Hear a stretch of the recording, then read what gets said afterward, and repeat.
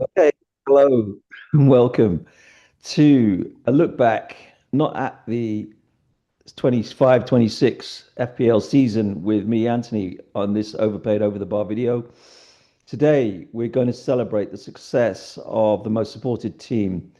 Well, actually, it's the second most supported team in the Overpaid Over the Bar mini league, Chelsea being the first. But Arsenal, we have plenty of supporters of Arsenal, well, I think three or four, at least four, in the Overpaid chat and Overpaid league. And today I'm going to be looking back at their title success with their two most famous fans on this video channel, Adam and Freddie Speak, and looking forward as well to the Champions League final this coming Saturday in Budapest. Arsenal against Paris Saint-Germain. Okay, Adam, good morning. Hello. Has it sunk in yet?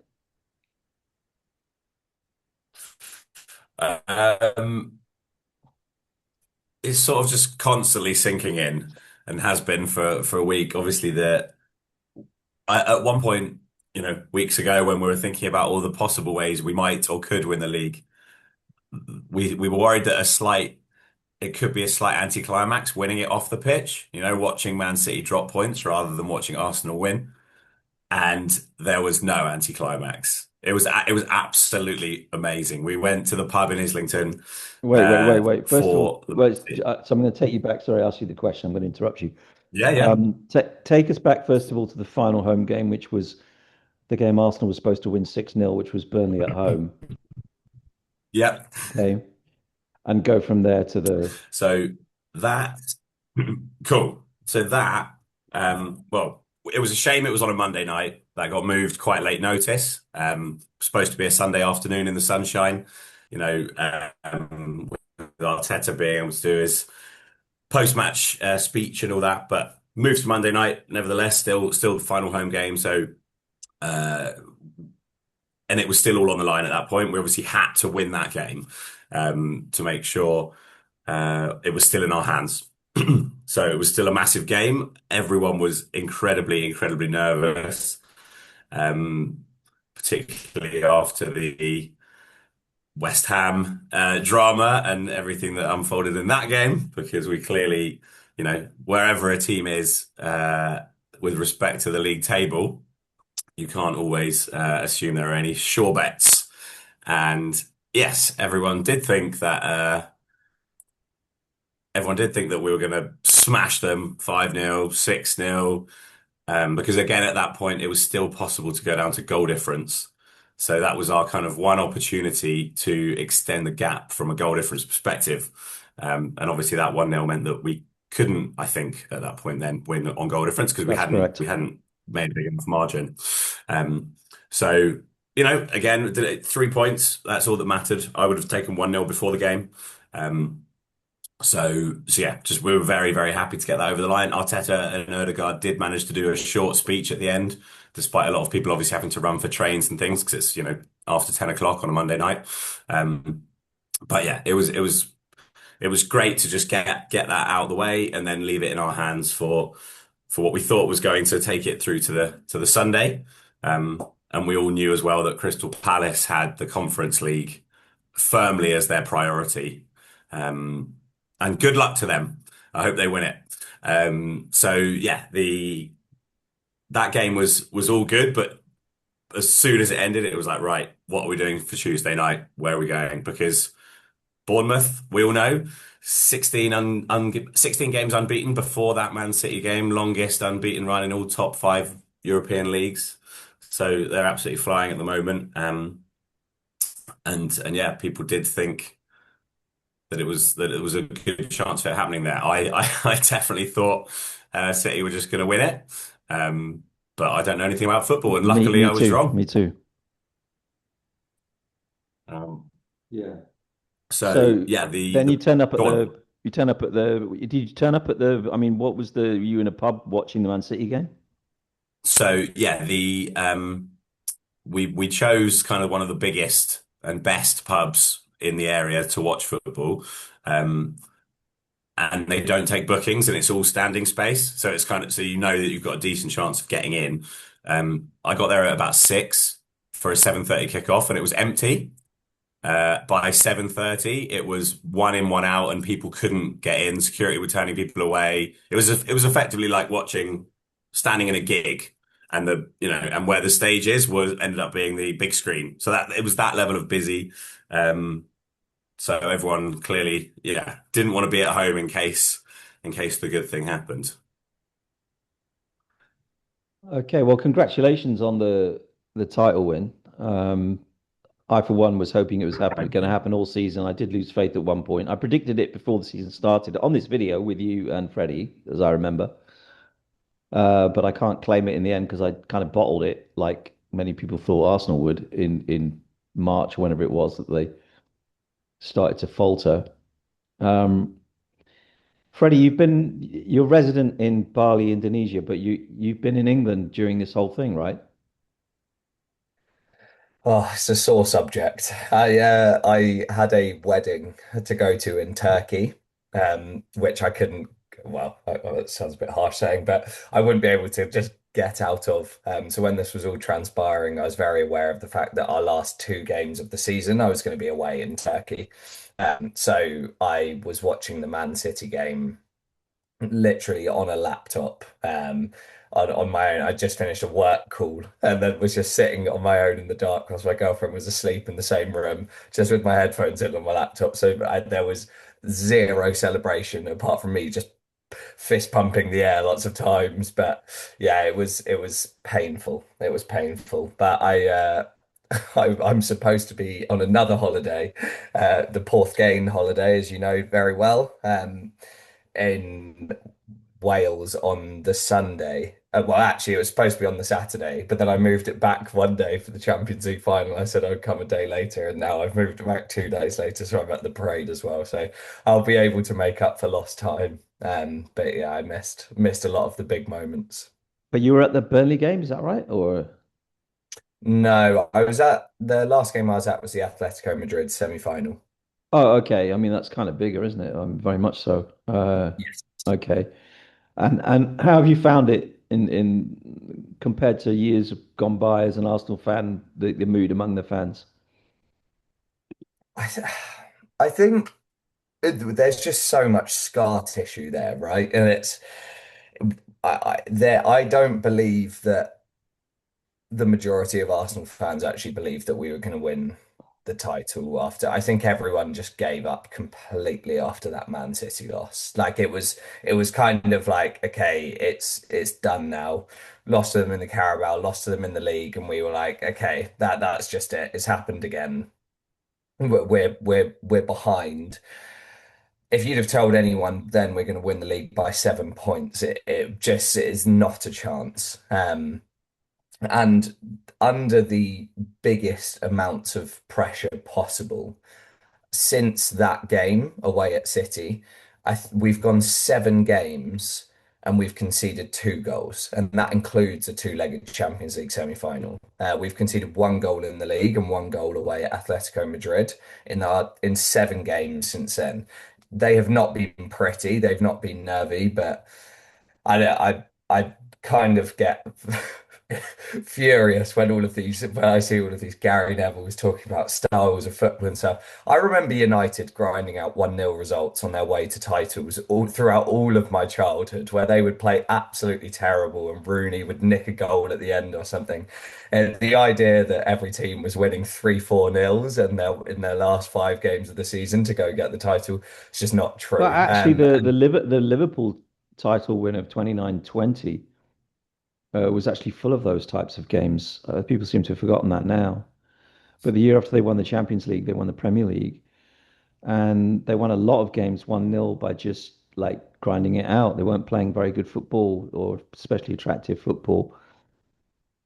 But generally speaking, after that, they opened their wings a bit. So do you see Arsenal doing the same thing next season? It's a very good question.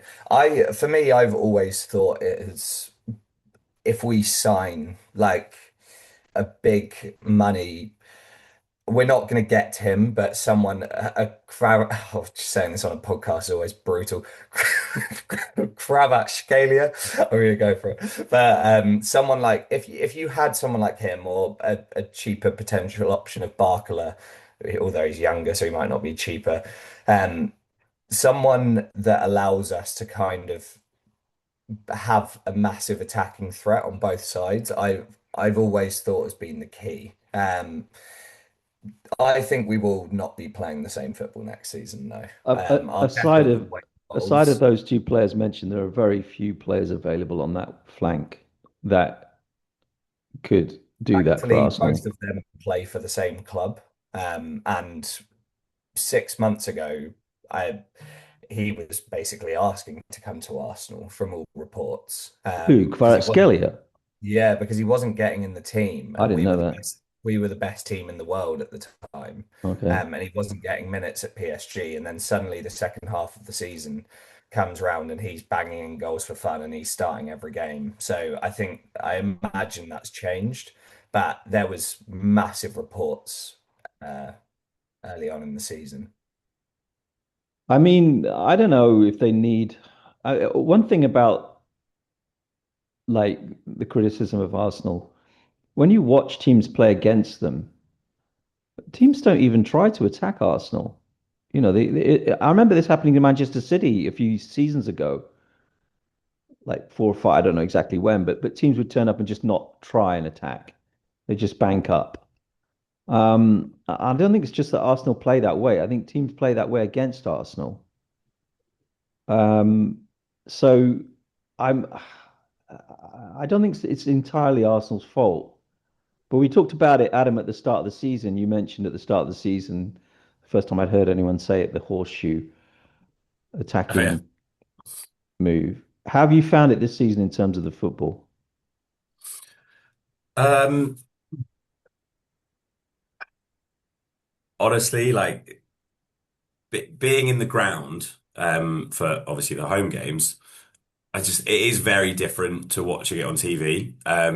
Particularly when the atmosphere has been really good, which it has been for the vast majority of the season. If you're top of the league and you're winning games, it's just always a party in there. So it is like the football. Of course, it's been frustrating, and of course, players haven't been as creative as we'd like them to be. But when we're winning games, I've just been loving it anyway. And yeah, and I said it before about the Burnley game. I'd take 38 terrible 1-0s like every week if we're winning and we're celebrating at the end. I do think in going back to your question about whether we'll play similarly next season, I think there's a couple of things, even without signing anyone, like even me as a fan, I feel so much lighter now, Yeah. even just going into the Champions League final, right?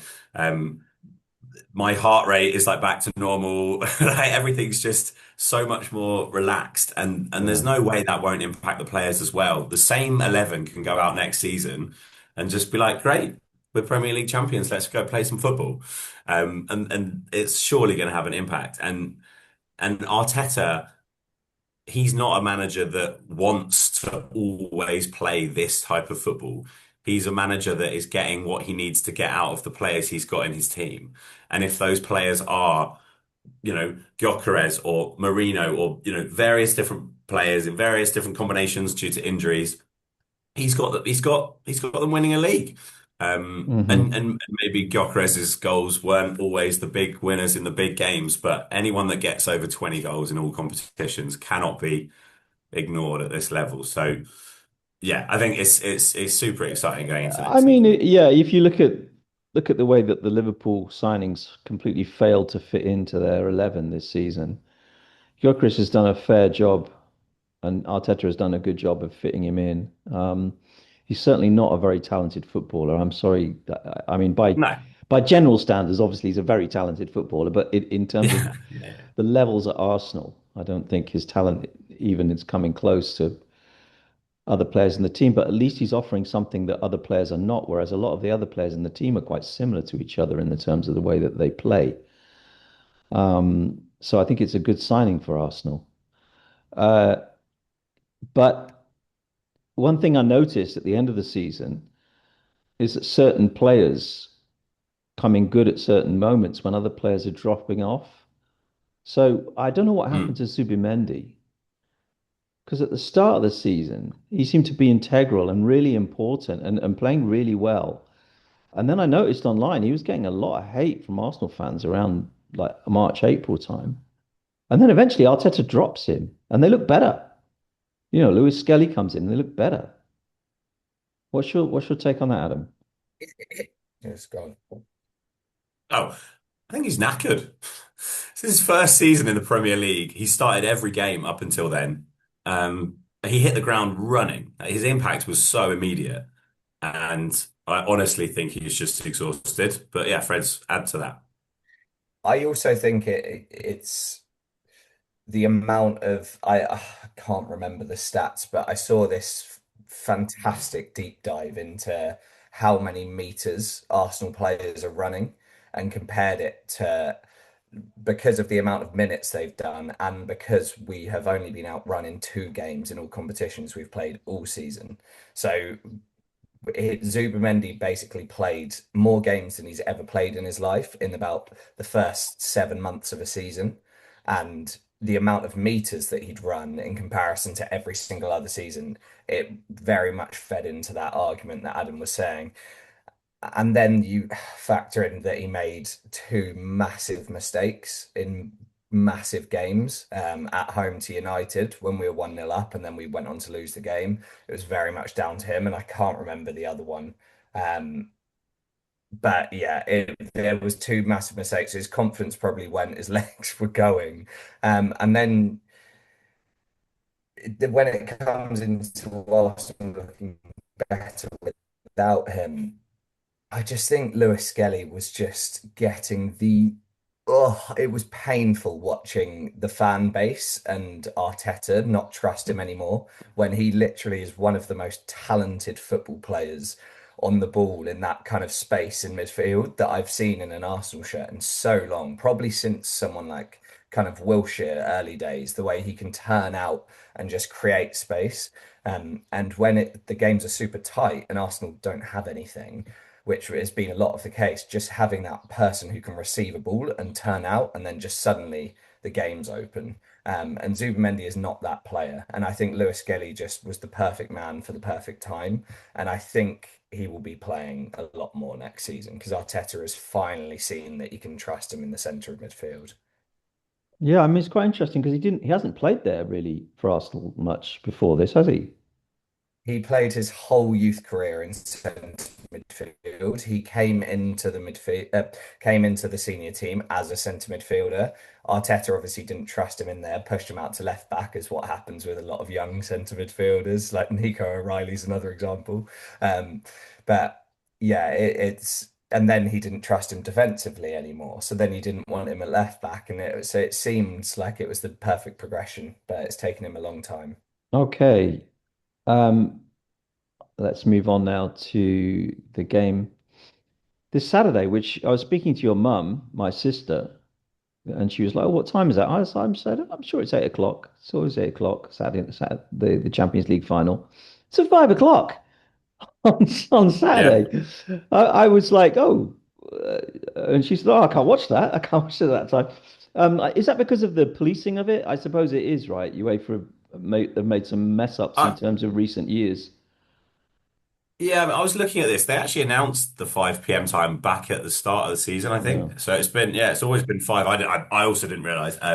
But I think it's also to do with the time difference. So it would be a really late start. If it was 8 p.m. London time, that would obviously, I'm not sure how far, might be a couple of hours ahead, is it, Budapest? I'm not sure. No, But normally, yeah, normally in Europe it kicks off at 9 o'clock, and I mean right, okay. Budapest. I think that would be 10 actually. So yeah, probably be 7 in England actually. Probably be 9 o'clock in Budapest. Yeah.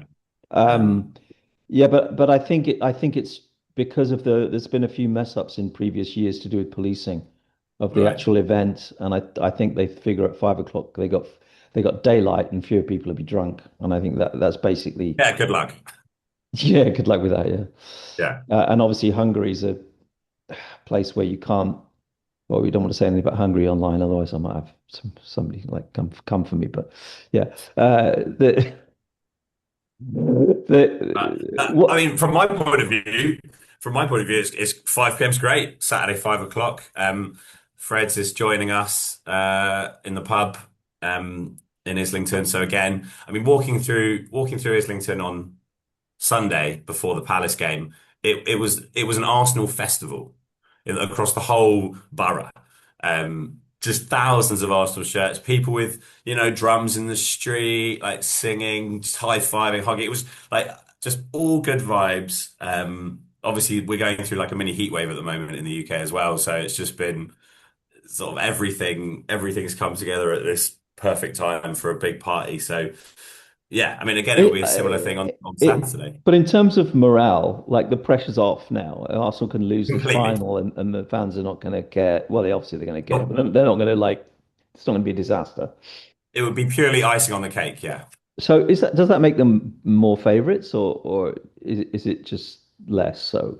I mean, watching the post-match interviews with like Rice and Saka and Eze, they think they're favourites. On it, like they're all so up for it now. They're like, yeah, we're gonna go and win the Champions League now.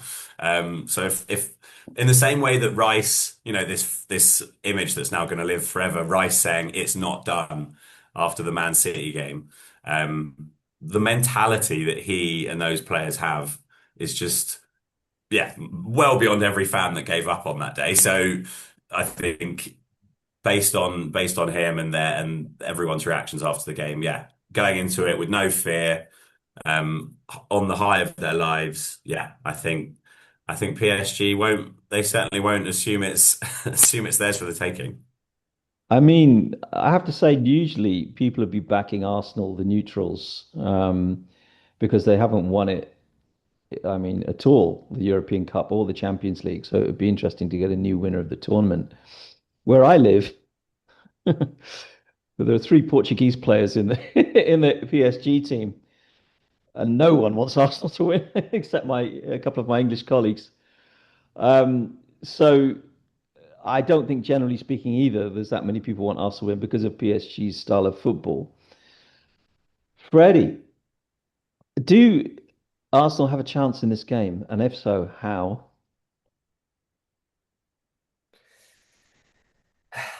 I I I'm just so happy we've got the league done. So it's there's just no pressure on it. Do I think Arsenal have a chance? Of course, but do I think we're going to win the game? No. Um, I honestly, going back to that video that I was talking about in terms of the minutes and the running stats, I cannot believe how few games that PSG team has played this season. I did not know the stats. It is ridiculous. A few weeks ago, Ousmane Dembele won League Player of the Season, and he started 8 games before that point.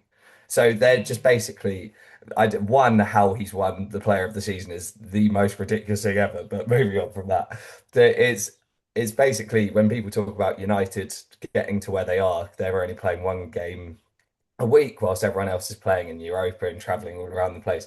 PSG guys just seem to be playing about 30 games a season when everyone else is playing 60, who gets to this point in the competition. So there's that and the fact that their players are better than ours. So it's also also not the best. I think we've got a chance. I think that PSG are going to be the top level because it's a Champions League final. Hopefully not. Hopefully there'll be a bit of nerves.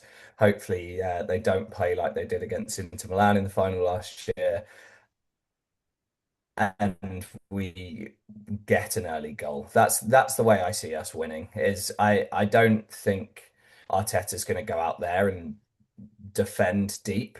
I think he's going to start every game like we normally do, which is try and win the ball high, and try and get an early goal. And if we do that, then we are going to experience 70 minutes of two banks of four. That's genuinely how I see Arsenal potentially winning the game.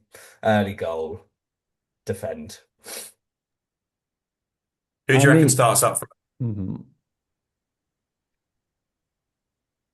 I think he's going to start Havertz Oh up yeah. front.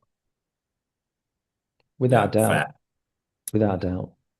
Yeah, I don't see Gyökeres starting. I think Ødegaard will start. I don't think Eze will start.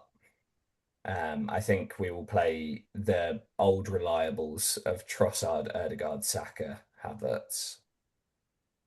Yeah, good. Plenty of good options on the bench. It would be like the first time, apart from Yuri and Timber, that we've got a completely full fit squad. So yeah, good timing. PSG have will be missing Hakimi by the look of things.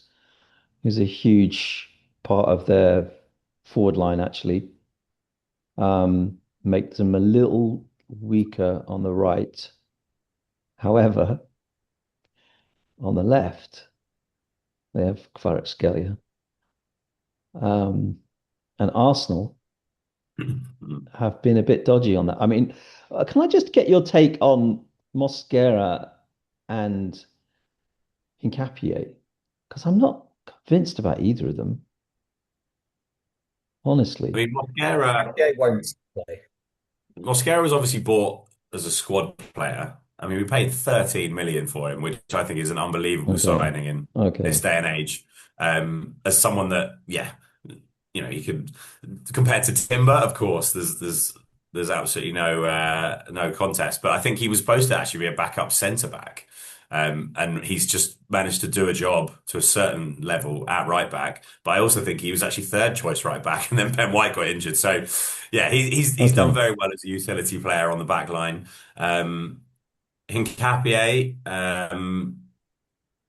I mean, he's very, very different to Calafiori, which again is kind of a good thing, I suppose. But I'm not sure if his necessarily his kind of like one-on-one defensive ability on the wing is as good. Hmm. Great bum though. I mean, that's nothing. Can't say anything bad about that. But I don't know if you saw that, Anthony. I did see that. We were on the chat at the time, and I mean, I must say, of a heterosexual persuasion myself, but I couldn't help admire it, to be honest Uh, with you. I mean, Um, there was also a very funny clip. Just as he was about to lift up the Premier League trophy, Ben White tried to pull his shorts down again. So I thought, yeah, good stuff. But no, Yeah, yeah, as a player, I've enjoyed watching. I've enjoyed watching him. Yeah, he's quite fiery. yeah, okay. he I won't mean, play mhm. sorry, on Saturday. No, so you're saying Timber will start on Saturday, Freddie? No, no, no, no. I wish. Who's Um, who's starting on the right on Saturday? Mosquera. You see, this is where they lose the game, isn't it? I completely agree, yes. Nuno Mendes. Yeah. Unless he does do something mad because he tested Zubamendi at right back against Crystal Palace. So unless that was a dress rehearsal, I don't know, but it's probably going to be Mosquera. Hmm. But it's a one-off. It's a 90 minutes. It's a cup Ben White. game.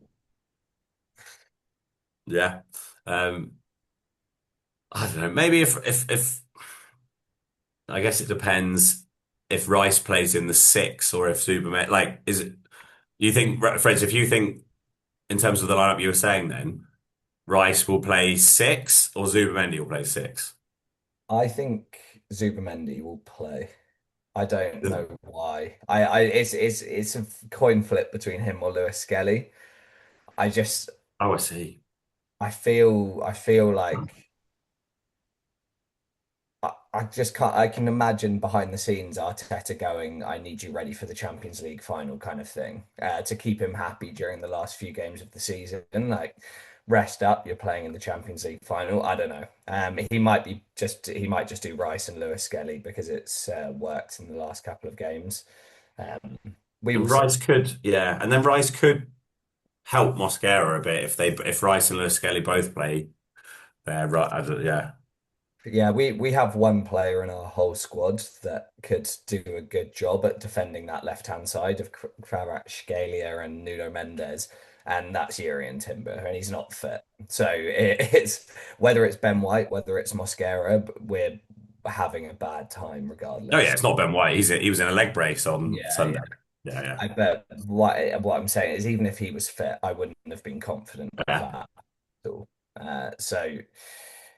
Yeah, it's gonna be terrible. I think that's the kind of thing that Arteta will be putting in plans for, of whether it is Rice playing very deep on that side or whether it's kind of shifting people across and Saliba getting out early to help. I don't know. Um, we will see. Hmm. That's why we need the early goal and then two banks of four to not not give them space. I mean, they do leave space behind PSG. We saw that against Bayern Munich, where although to be fair, that game was a bit of a one-off. I mean, every single shot went in almost in that game. It sounds like both teams left, were very attacking and not defensive, but it's just that there was a lot of shots on goal that went in.